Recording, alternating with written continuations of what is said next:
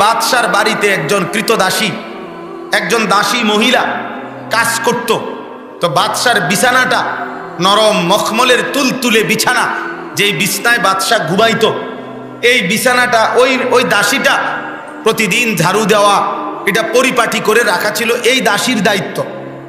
তো একদিন এই দাসীটা বিছনাটা খুব সুন্দর করে মখমলের তুলতুলে নরম, বাদশা ঘুমাবে এখানে, বলখের বাদশা, তো এটাকে সুন্দর করে সাজাইছে।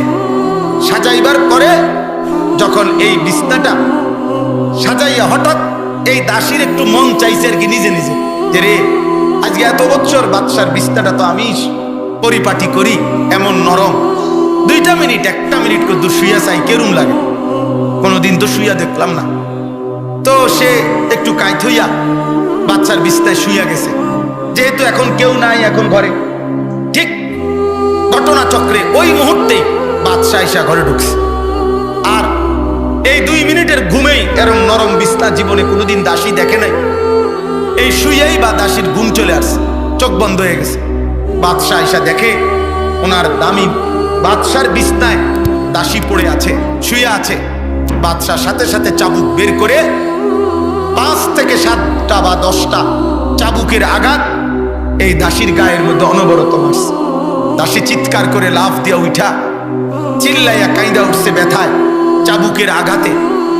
তো যখন চোখের পানি পড়ছে, তো এরপরে দাসী বাদশার দিকে তাকাইয়া কে এখানে একটু মুস্কি হাসি দিছে, আবার কাঁদতে শুরু করছে।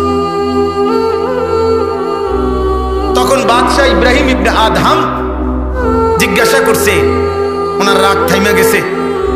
উনি বলছে, দাসী তুই হাসলি কেন, কাঁদতেছ কেন? এটা তো বুঝছি চাবুকের আঘাতে ব্যথা পাইছ দেখে কাঁদস, হাসলি কেন ফাঁকি দিয়া, মুচকি হাসি দিলি কেন?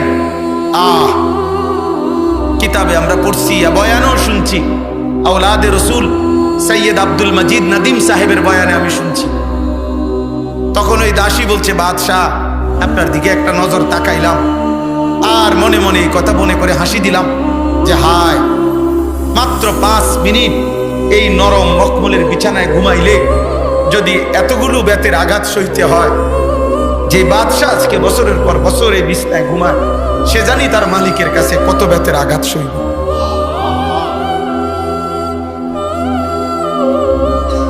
আল্লাহকে ভুলে বাদশাহ আজ কত বছর তুমি এই নরম বিছানায় ঘুমাও, আমি দাসী তো মাত্র 5 মিনিটে যদি আমার কপালে 50টা কোড়া চাবুকের আঘাত সইতে হয়, তো তুমি না জানি কত আঘাত সইতে হবে।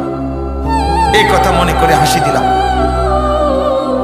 কিতাবে লিখছে, ইব্রাহিম ইবনে আদহাম চিৎকার দিয়ে উঠছে, দাসী তুই আমার এটা কি শুনাইলি? হায়, আসলেই তো আজ তো বহু বছর আমি আমার মালিকের নাফরমানিতেই ডুবে আছি। এরপরেই ইব্রাহিম ইবনে আদহাম এই বাদশাহী, বলখের বাদশাহী ছেড়ে জঙ্গলে চলে গেছে। এরপরে তিনি হয়েছেন ওই জামানার সৈয়দুল